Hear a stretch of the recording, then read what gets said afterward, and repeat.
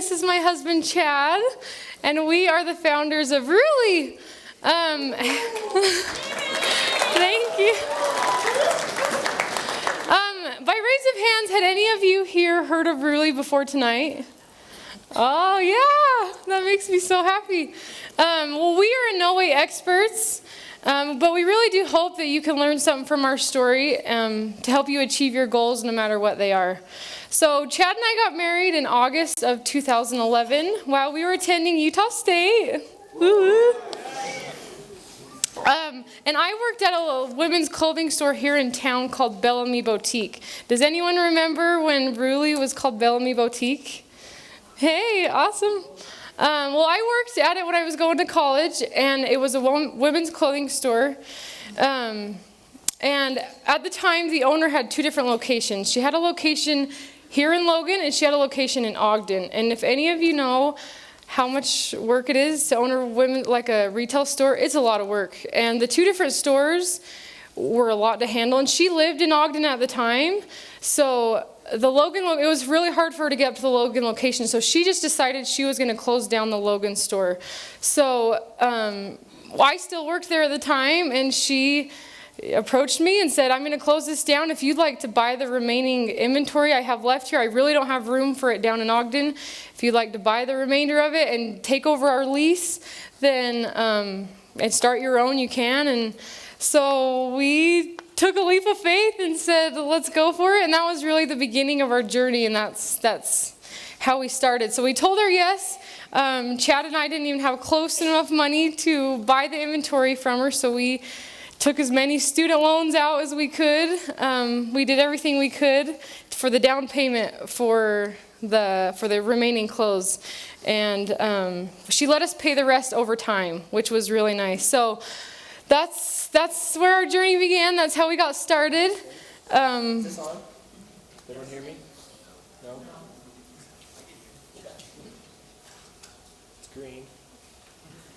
I see some closer. Hello? I'll talk loud. Can everyone hear me okay? Gotcha. So here's let's see, we're kind of technical difficulties here.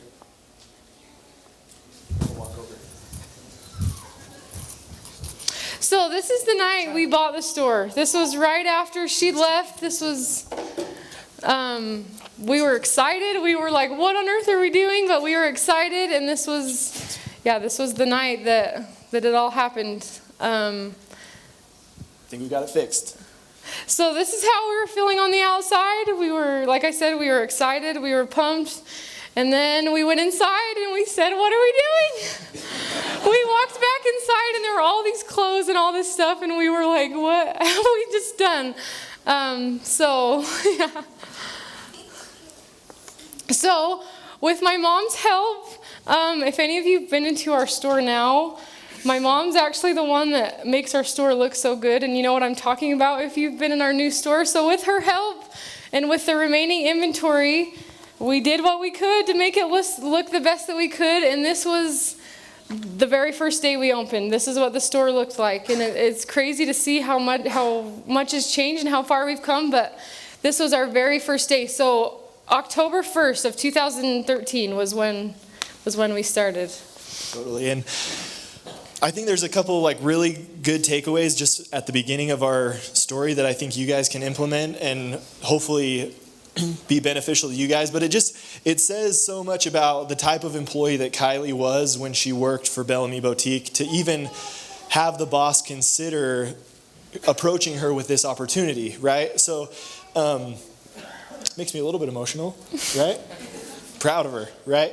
But so think about that in your current occupations, right? Are you the type of employee that is on time, honest, working hard, that someone would come to you with a good opportunity?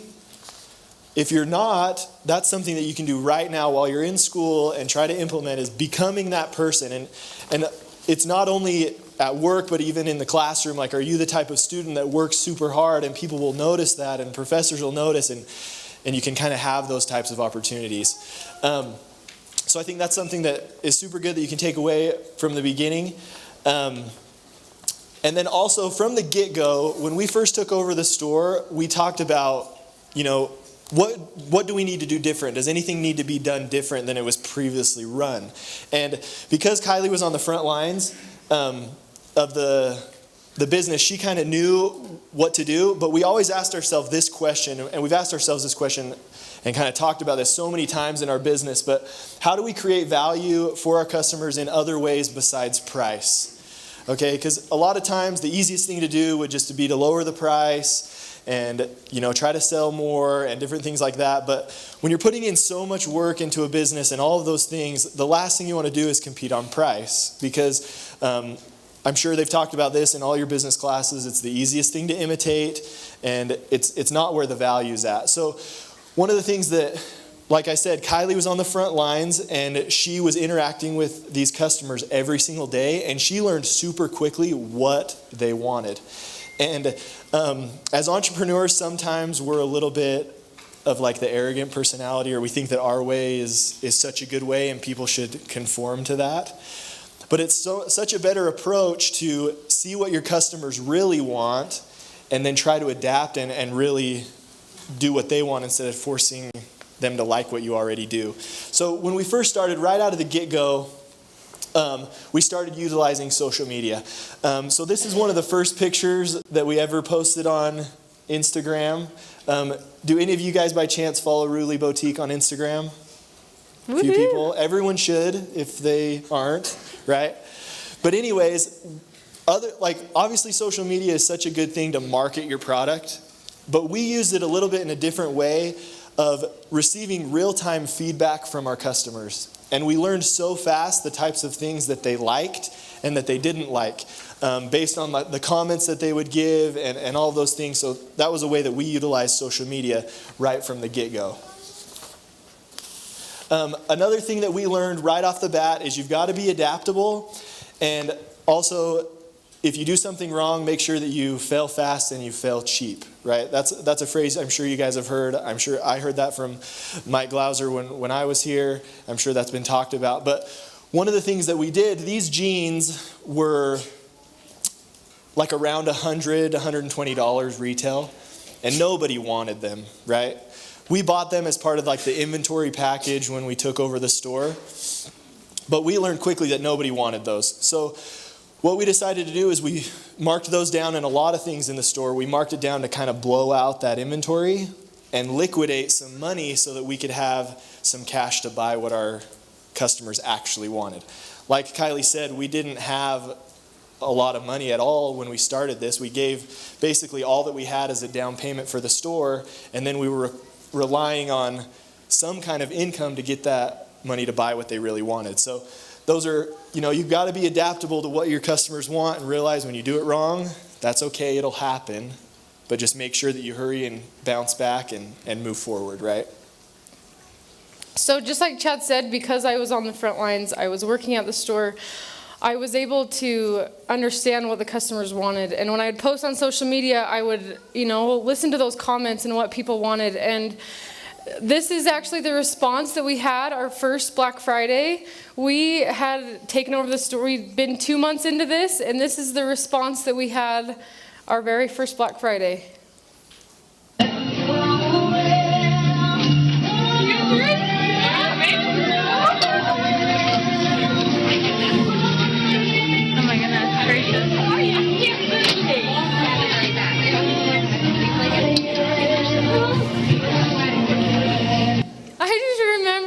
I remember being we'd work so many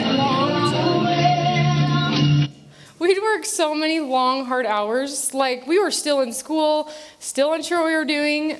When I walked out and all those people were lined up, I was like so grateful. I was so humbled that people had come because we'd worked so hard to get there, So that was cool. This is another picture of the Black Friday chaos, and I remember this Black Friday, printed leggings were huge. And I don't love printed leggings, but that's what our customers wanted, and I think that's what we put on sale that Black Friday.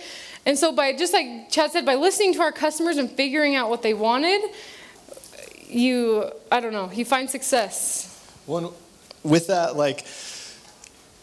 when you're first getting started, you've got to be adaptable and change. If we wouldn't have changed the listen to our customers and tried to blow out all of that stuff that wasn't selling and come up with this new stuff, this wouldn't have been the response. So when it comes to your guys' businesses, when you start, which I think every single one of you guys should start a business and be an entrepreneur and go for it, is understand that it might not work right off the bat. But continue to push, continue to adapt and change things until you find what's working. And when it's working and you're really creating value for those customers, this is the type of response that you can have, right? And so I just think there's so much value in that, knowing who your customer is and creating value for them. I remember with this, these are a couple pictures of just the chaos of Black Friday. I remember someone saying, I was here at the time, I think I took this picture, like, this is a fire hazard. There's too many people in here. You need to like tell them to wait at the door. And so I was like standing by the door, like being security guard or something. And some people came up to the door and I was like, well, just wait right here. We're going to wait till somebody comes out and let you go in. And they're like, oh no, we'll just like come back later, and like turned around and left. And I was like, no way am I turning away business. Like, we'll deal with the fire marshal later. Let's get as many people as we can in here, because luckily he never came and nobody reported us, right? But, we weren't going to turn away business, right? So we made it through our first holiday season. I don't know how, but we did. And we graduated after we graduated that fall. And we were so happy. I didn't love school, so I was so happy to graduate. She's not supposed to say that here, but but anyways, we were excited to be done so that we could really give it the attention we needed. During the time we'd go to school all day, and then that's when we would start work. We'd work all night. There were times that when our employees would come in like for their shift in the morning, we were just leaving, like early, like late nights, and it was a lot of hard work, but we were excited to be able to tackle it full time. So this is just a couple pictures of us on graduation day. So excited we were. Oh, so you're more in love after you graduate because you don't have to do homework. So we just wanted to put that on there too. Oh yeah. So put your seatbelts on. Yeah. Since our business is pretty girly, Chad decided to take some of the money that we'd earned from Roolee and start a manly business. So this is what we call the stunt-jump. So it's this trailer that we pull from the back of the truck, and you can jump off 2 different platforms onto a stunt bag. So basically, we were carnies. So what you can see halfway up the staircase, this kid's jumping off the 12-foot platform, but you can go all the way up to the top of the staircase. This is an event that we did at the Gateway. This is me jumping off the top, and it was kind of cool because we'd get like a big crowd of people coming to watch, and then we would charge like I think at this event we charged $10 a jump.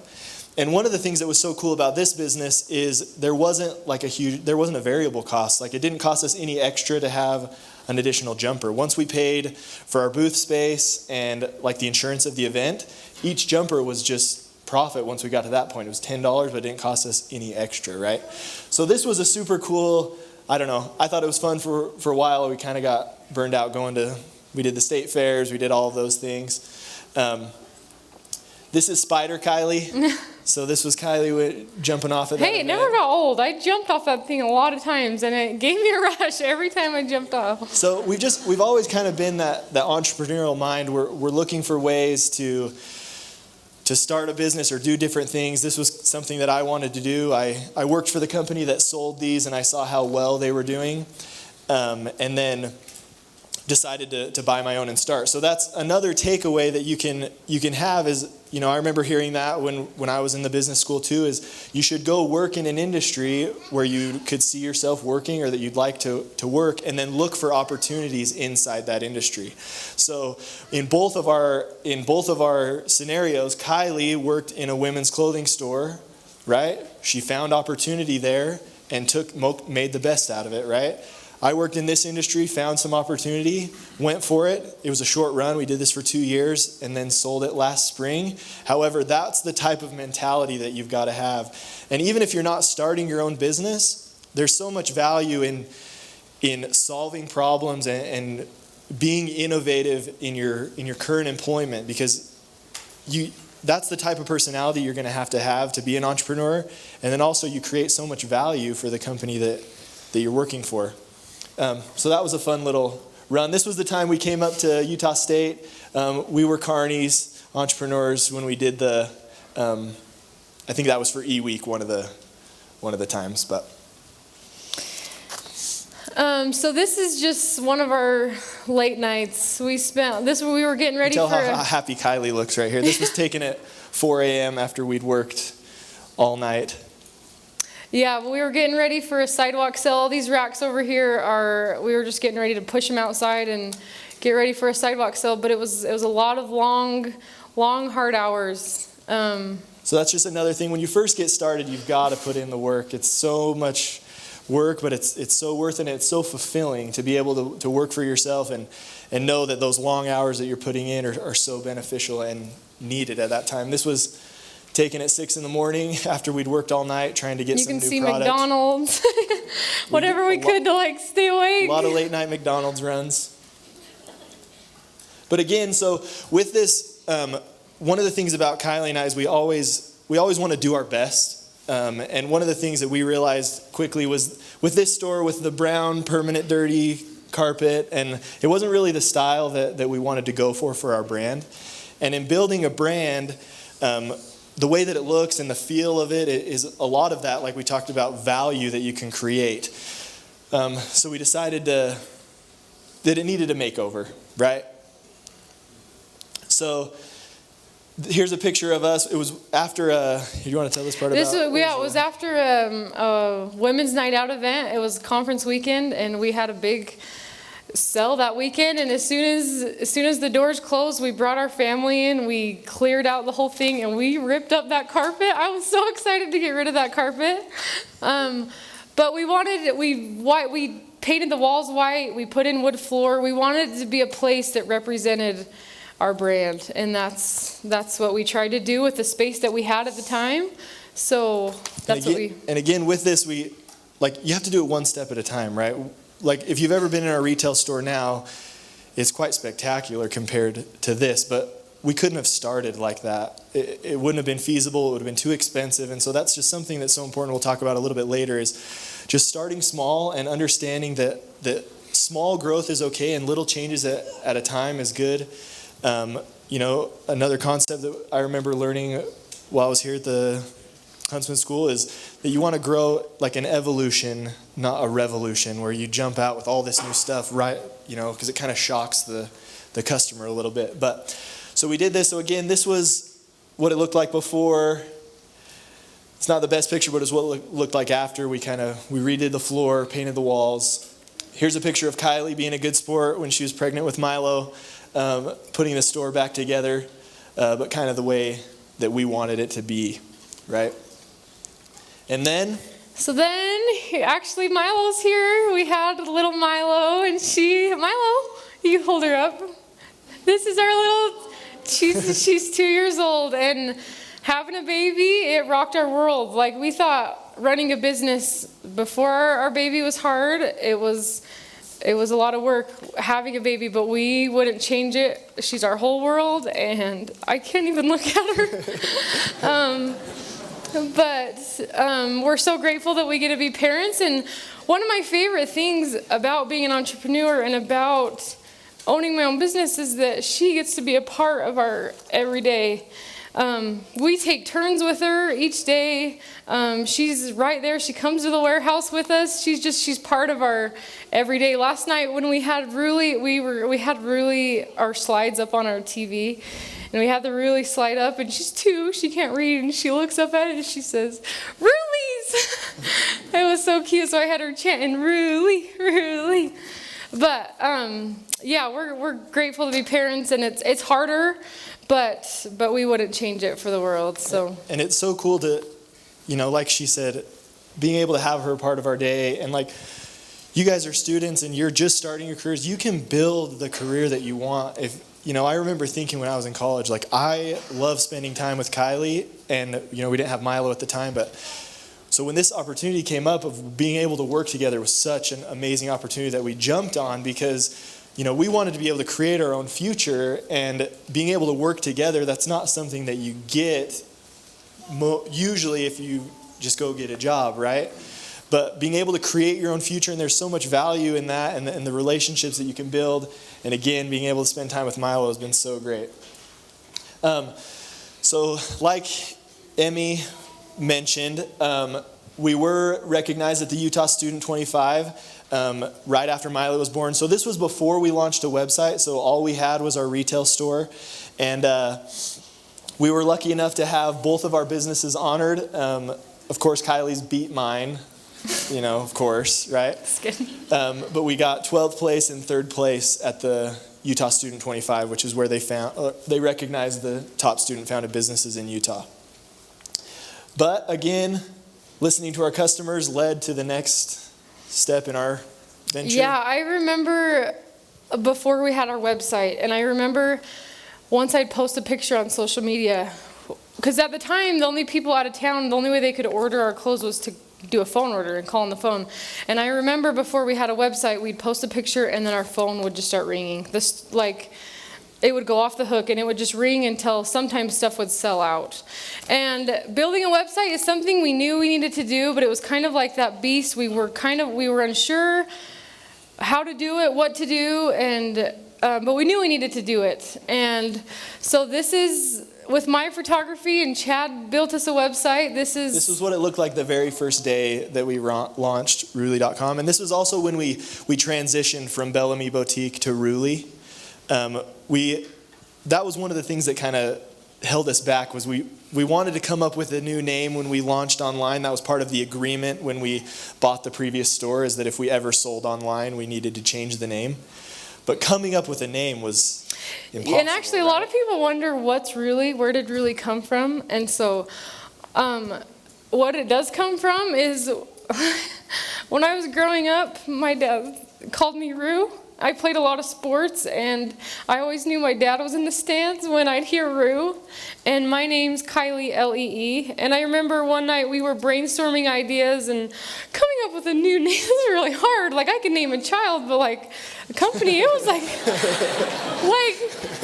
for months. Chad's like, Kylee, we got to launch a website. I need to know, we got to decide on a name. And I was like, that's so much pressure. That's such a big decision. So one night we were sitting around and my dad said, what about Roolee? And it kind of just stuck, and that's what we went with. And I'm so glad we did, because the reason that we really liked that is because we wanted to create what it meant, what the brand was. We wanted to be something that people hadn't heard of, so that when it was searched on Google, that was what showed up. It wasn't competing with all these other things. So we did it, we ran with it, and yeah, so that's where Roolee came from. So. And one of the things about the website, it opened up just a whole new world for us to be able to reach such a broader market. With whatever venture you guys are doing, when it comes to scalability, being able to reach outside of just Cache Valley and all that, there's so much value in that. And we had a really good response because, again, this was something that was suggested to us from customers through their demand. We didn't just launch a website and then hope people went to it. We waited until I'd post on social media, and there would be comments of is there anywhere I can purchase this online? Is there any way I can, purchase this? And so there was a huge demand for when we first started, right when we launched. We had a great response. So this was this is how we lived before the website. This was our warehouse, aka apartment living room. Right, it was where we put everything. So we decided we needed to rent a little warehouse space. So we decided to get a warehouse space. This is a picture of Kylee and Milo in front of our warehouse. And then this is a picture that I took. It's kind of blurry, obviously, but this was the day that we launched our website. So this was April 2015, so less than 2 years ago. We launched our website. This picture was taken at about midnight because we were pulling orders from all day from the launch of our website. There's a picture. There's Kylee in the back, and one of our employees, Savannah. You can see we're wrapping packages all night. I remember it's that same time, that Black Friday, when we'd worked so hard and all these people started coming in, and I was I remember when we launched our website and the orders started coming in, it was we were so grateful and we were so humbled, and we were like, because we'd worked so hard to get that and to create the products and to get to where we were, that we were so grateful. So and that was the beginning.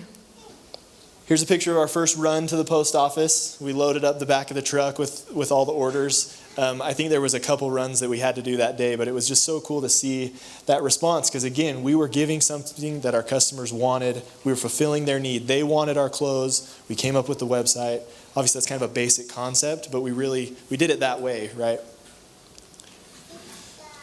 This was a picture of the warehouse kind of as it continued to grow, and this is just a good thing to know when you're an entrepreneur, is that when it rains, it pours, right? I remember when that crashed down. I was the only one at the warehouse at the time, and I went outside and I sat on the curb and like put my hands in my face and was just like, oh my gosh, I do not want to rebuild this. And I feel like stuff like crawling up my back.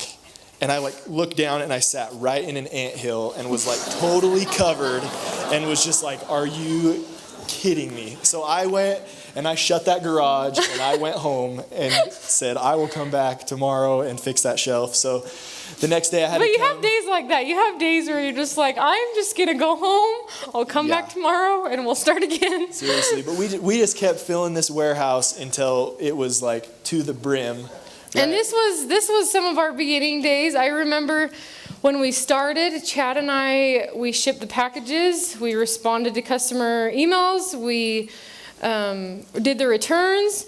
We did all of it. And we now have teams that do each one of those different things.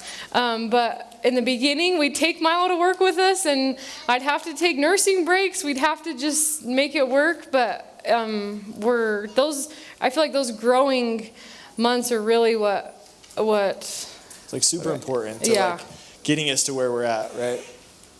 So again, we filled up that warehouse until it was busting at the seams. This is a picture, you can see Kylee, of all the incoming shipments that we had, and there was no room in the warehouse for them. When we first had that warehouse, I remember we walked in, I said, it's going to take us years to fill up this warehouse. It's huge. And less than a year later, we were busting at the seams. So again, when it comes to that customer experience and that demand, one of the things that we'd noticed was, and a lot of you women in here probably, how many of you have ever driven from Logan to Salt Lake to go shopping? Okay.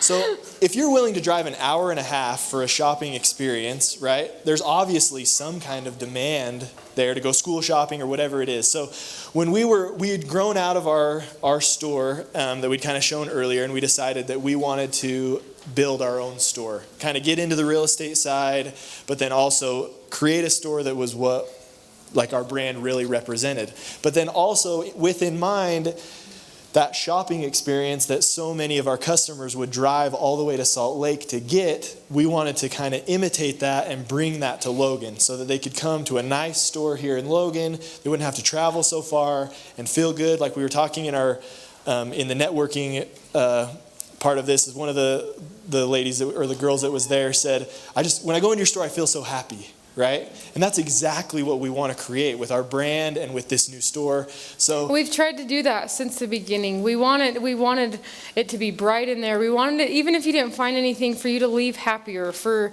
you to feel like it was a place you could go, that it was a happy place to be. And that's something that we've always tried to do, and it's something that we've always tried to train our employees to be kind and to be make it a place that people want to come back.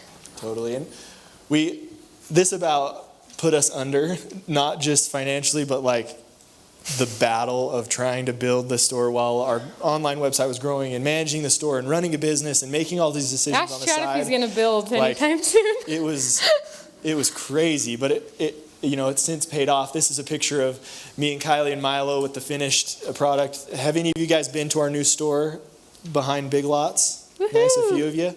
Awesome. Thank you. So this is kind of what it turned out to be. This is the exterior. Here's some pictures of the inside.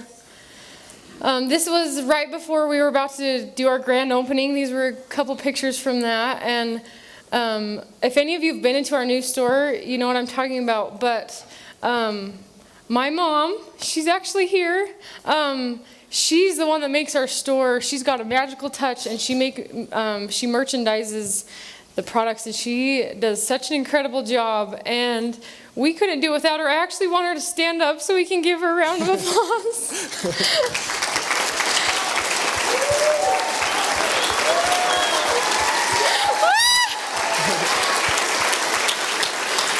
She's the real secret weapon, right?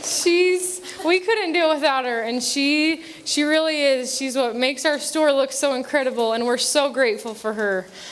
She's our store manager, and so getting to work with my mom every day has been a dream come true, because she is my best friend, and I've loved getting to work alongside her and alongside our little family. So here's some more pictures of our new store.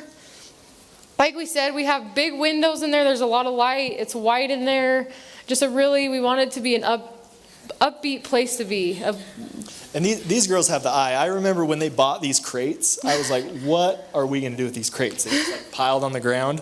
But I have learned not to doubt what they're capable of, because... Just told him right where to put them. Yeah, Marcia just tells me where to hammer the nails in, right? And another thing a way that we listen to our customers is in our previous store, I think we had 2 dressing rooms. And on sale days with 2 dressing rooms, the line to get into the dressing room was out the door. And so in our new store, that was something that we wanted more dressing rooms, more places that people didn't have to wait so long in line, and they could get in and try the clothes on. So in our new store, we have 5 dressing rooms, and I think that was something that was good for our new store. So. Well, it's so humbling to, when we looked back at these pictures, to see kind of where we've come and what the problems are that we have now, and it's just changed, but it's been such a fun ride, and it's something that I want everyone to be able to experience, because you can, if you really do work hard, and if you're adaptable and just try to always create value, you guys are the smartest generation I'm sure that this university's ever had. This world has more problems than it's ever had before that need solving, and each of you can go solve one of those problems and create value for yourselves and for the world, and that's what being an entrepreneur is all about. So you kind of seen our previous warehouse. This picture was taken yesterday. This is our warehouse now, and it's pretty amazing to see just how it's grown, and how when you work hard and you just do your best, that good things can happen. And there's just a message that I want all of you guys to just take away with this, is that every single one of you guys needs to dream bigger, because Roolee is bigger than we ever thought it could be, and we're just getting started. We're 3 years in, and we're not going anywhere soon, and there's so many opportunities inside the business to grow and keep going. And then to go along with that, I want everyone to dream bigger and then start smaller. I want all of you to do, that wants to be an entrepreneur, is start something. Do some kind of entrepreneurial venture, right? The first thing that you come up with probably isn't going to be the main thing that takes you on a whole career, right? But you'll start something, and then you'll adapt, and you'll learn, hopefully make a little bit of money, try to do the next thing, and it just continues to grow, right? The barriers to entry when it comes to business or being an entrepreneur are lower than they've ever been. It's so inexpensive to start a website. It's so inexpensive to get a sample made of a product. You can get online and contact with technology. You can contact these suppliers in China. We've worked with suppliers in Vietnam. We've worked with suppliers in Africa, all through email, right? So if you have an idea, try to get a sample made. Try to get some feedback. Try to pre-sell it or do something. Whether you're selling on KSL or you're washing windows, whatever it is, take that first step, because that's the hardest. I remember having so many business ideas. Oh yeah, I just have to pitch in something that I've always loved about Chad. I remember when we were just going to school and we didn't have Roolee yet, and he'd come home every week with a new business idea that he was so pumped about. It was every single week it'd be a different business idea, and he would go up to his dad's and tell them all about it. And I was always just worried about, our problems that we had, but he has always been a big dreamer. And since we've had the company, he is always looking for ways to grow the company. And I don't know, I'm not as much that way, but I'm always worried about our day-to-day stuff. But what's so cool about Chad is he's always looking for ways to grow. And I should let you tell him about what you... Well, part of it is don't discount traditional business. I remember when I thought I had to come up with a business idea, it had to be like some super high-tech thing that was revolutionary. Nobody'd done it. It was going to be this huge thing. And if I could just get a small piece of the giant market, then I'd be rich forever, or whatever that is. I remember doing the elevator pitch competitions and opportunity quest. And I really think that if I would have come and said, you know what, I'm going to start a women's clothing store and I'm going to base it off my wife's style, and that's going to be my business idea, right? I wouldn't have got any investors, but it worked, right? And so just think about that. All we do is we buy low and we sell high. And it's not any revolutionary new thing. And so when it comes to your guys' business ideas, we were talking to a couple people at dinner tonight. They mentioned we don't have the capital, right? Try to start something even smaller, something so small, and just get started, get your foot in that door. That would just be what I hope all of you can take away from this, because that can then adapt and grow and dream bigger, because every single one of you guys can be a successful entrepreneur if you work hard and if you apply the principles that they teach you here that we've kind of talked about tonight. We've got a few stats that we want to show just about Roolee, but before we do that, does anybody have any questions from what we've talked about so far? Yeah. When you're starting a business and stuff, when do you know when to branch out, and when do you know when to upgrade and get a bigger store and remodel and stuff like that? Because you don't want to lose all your money, but at the same time you want to make more money. When did you guys know when to do that? Yeah, that's a great question. So with us, it kind of happened. We didn't do it until we totally had to, right? So we had grown out of our store way too much. We didn't have room for it, or the customers were having not the best experience because they were waiting in line. Or it was too crammed. We'd have a sell day and people didn't even want to be in there because it was I'll come back later. But we did it as late as possible so that we would have enough capital to do that, right? If you do it too soon, and your customers they're okay to sacrifice a little bit for a little while, before it became, okay, this is too much. And then when it came with our warehouse, we seriously couldn't even shut the door anymore. And we were kind of forced to grow. So, yeah. So you keep saying that you were expanding and growing so much. Did you ever raise your prices, just rack them up and see what happened? Or how did you pricing? No, that's a great question.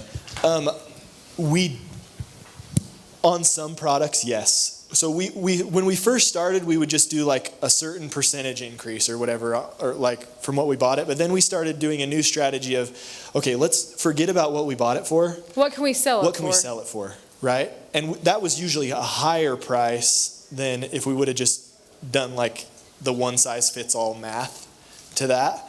But one thing that we did do, I remember it's a risk, and one of the things, I'm a risk seeker. I like the risk of it. But I remember when we started ordering just way more than we'd been ordering before, just to see what would happen, and we'd sell it. And so I remember we'd be so nervous about buying so much, but really you can only get as big as you're willing to risk and to buy that kind of product. If you don't buy it, then it can't sell, right? So I remember we doubled, tripled, 5 times more than we would usually buy because we thought the demand was there and it worked, right? And then we've still just continued to do that, and we still haven't even figured out the right quantity, because some things we buy too much of. It's still a risk. Everything we buy is still a risk. If people are going to like it or not like it, some things you sell right out, some things they don't like as much. So every time we buy, every day, I feel like we're risking what we think is going to sell. But again, like we talked about before, if you buy something that doesn't work, fail fast, fail cheap. Hurry, try to mark that down, get your money back so you can invest it in something else that will then be profitable. And it also goes back to listening to your customer, because when I do post on social media, it's obvious quickly if our customers are liking it. And so if those we'll try to reorder more really fast. Like if, for example, embroidered things right now are really popular. So right now I'm trying to find anything embroidered that I can, because that's what our customers want and that's what they're looking for. So that goes back to listen to your customers and listen to what they want. So great question. I think that's... Yeah, go ahead. How do you deal with the family aspect of it? I mean, you live together, you work together, and there's always a lot of there can be a lot of conflict with that. So how do you deal with that, being married to each other, but you still like life and enjoy what you do? Yeah, I do. Yeah. The thing is, our love languages are both quality time, so it works out in our benefit because we really like to be together. But there's definitely things that we've learned. A few things that we've learned is the work never stops. So we have to draw the line and say, we're done with work for tonight. Let's spend time together or do things like that. And then also when it comes to working with family, we have a lot of our family works with us. And we talked about this a little bit in the networking portion, but it's so important to be cut and dry, right? Kind of just, this is what's expected, this is what's agreed upon. Because if it's gray, then it becomes about feelings and those things that are kind of harder to gauge and put a price on and do things like that. So talking about it beforehand is definitely beneficial. And then when it comes to working together, luckily we complement each other really well. Kylee is a people pleaser, and so she builds those relationships. She tries to please our customers. I always say that if it was up to her, everything in the store would be free. And if it was up to me, everything would be jacked up through the roof, right? So we balance each other out. We find a middle ground. And then another thing that we've done is we have different roles, right? Because if we both try to do the same thing, you bump heads, right? So Kylie's strengths are different than mine, and so we've separated that. And I do the things that I'm good at, and she does the things that she's good at, and then we kind of consult with each other, but we don't compete over the same jobs, because that's when conflict arises. At least it has with us. When I try to tell her how to take pictures or, post stuff on Instagram or pick clothes out, right? Not the best thing. Here, and then we'll go to you, or you'll go to you in the back. You got the microphone. So, I know that a lot of us have business ideas and stuff, but you guys said that when you started, you guys took a lot of student loans out and everything and went in. So I guess what's your advice for someone who's trying to get started but scared of that risk? You said you love risks and whatever, so but I mean, it's kind of scary. So what gave you guys the motivation to actually just dive in and go for it? Totally. So for us, our situation's a little bit unique because it was somewhat of an established business. There was a customer base already, so that made it easier for us. With something like in your case, I would try to tell you to start as small as you can. If there's any way to do it for less than $1,000 or something like that, or come up with a different side idea to kind of get you started. Or try to pre-sell them, to see if they're That's one thing that we've done. We've gotten samples of products, and then once we know that it's good, we've tried to pre-sell it when there's a demand for it and then it will tell us how much to buy. One thing that we've learned from our vendors, we'll go to these markets and pick out clothes, but they just bring their samples, and the ones that sell, they actually put through production. The other ones, they don't. So it's mitigated that risk a little bit. But I would just say start as small as you can so that you can feel comfortable putting in that little bit of money at a time.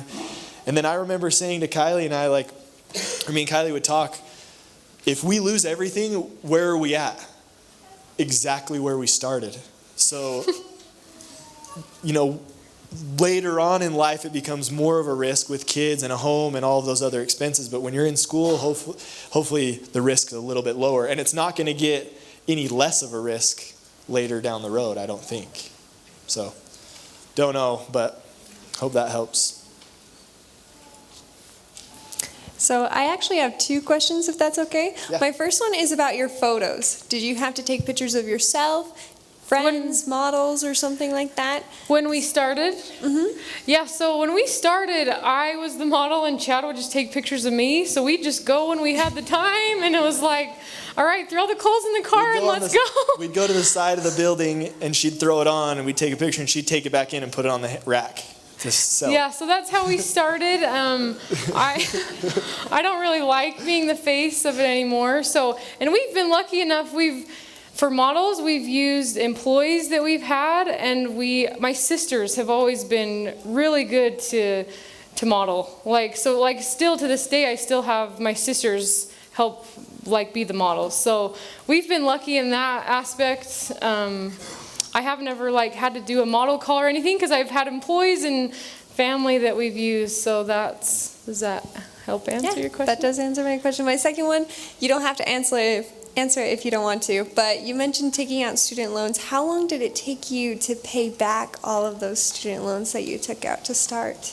So we're fine to answer that question. So after our first holiday season, we were able to pay that back, and we'd actually made enough after those first couple months that we could have paid off the whole store that we'd bought. But we decided, since she'd agreed to let us pay over time, that we'd continue to do that and put the money into elsewhere, buying more product and different things like that. So it was quite fast. But again, because we just got enough for a down payment for the store, right? So, yeah. So I'm sure there's probably a lot of people in this room, including myself, that have business ideas and product ideas. So my question is, how did you go about finding suppliers and kind of going through that process? That's a great question. So we've done it a couple different ways. One, we've built relationships with our existing vendors to make us custom stuff. That's not super beneficial for you right now if you're just starting. But I got on Alibaba and searched for clothes and then found just a manufacturer and then emailed them directly and just said, hey, is this something that you guys do? And I had to reach out to a few before they said yes or whatnot. But then it was I think it was, I can't remember how much, but it was X amount for a sample, and they'd send it, and then if you had any changes, you'd send it back, and you kind of do a back and forth thing. One of our employees just started a company and kind of did the same thing. But I think they just Googled manufacturers of home goods or whatever it was in China, and then they just reach out to them and ask them, hey, could you make something like this? And you'll find somebody that can, or they'll say they can, right? But at least once you get a sample, you'll know, okay, well, I need you to change it like this, and then send it back. And it's quite a bit of a process doing it, but it's totally worth doing to start, right? So I would just say Google it the best you can of something similar and try to find a place that does manufacturing and see if they'll make you a sample. We're going to go on to some stats quick that are kind of interesting with Roolee, and then if we have any more questions, we'll open it up again. But these are just some of the things about us. So we have sold to all 50 states. We actually sold to all 50 states within the first month, which we were... Of our launching our website. So we were super grateful. We've shipped packages to 76 different countries.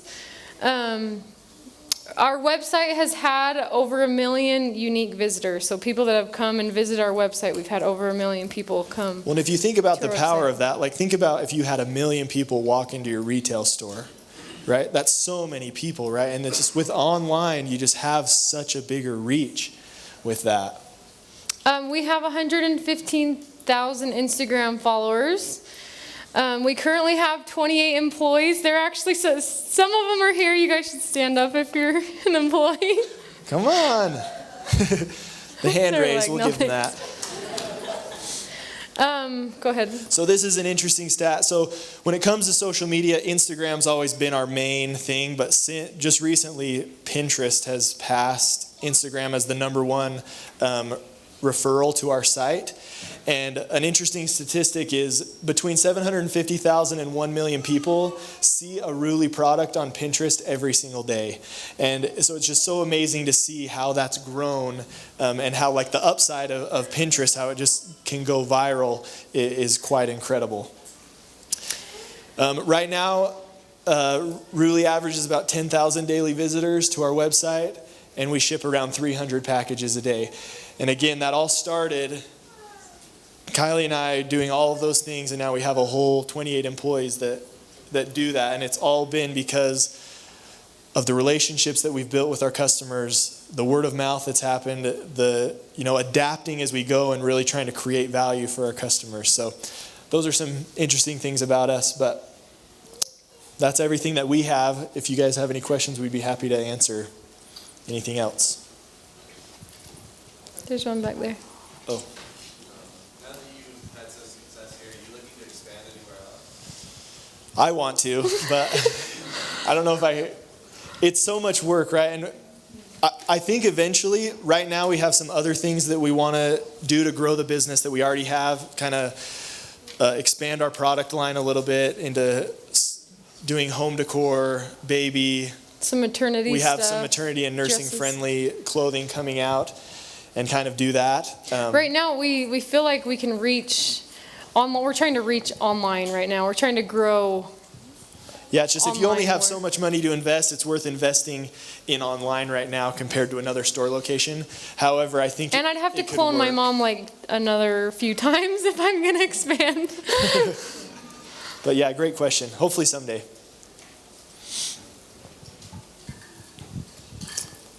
Yeah. So are you starting to custom design some of the clothes? Yes. And so, yep, we already have. We don't always broadcast it as like our own thing, but I bet we've come up with close to 50 designs now that have been unique to our company.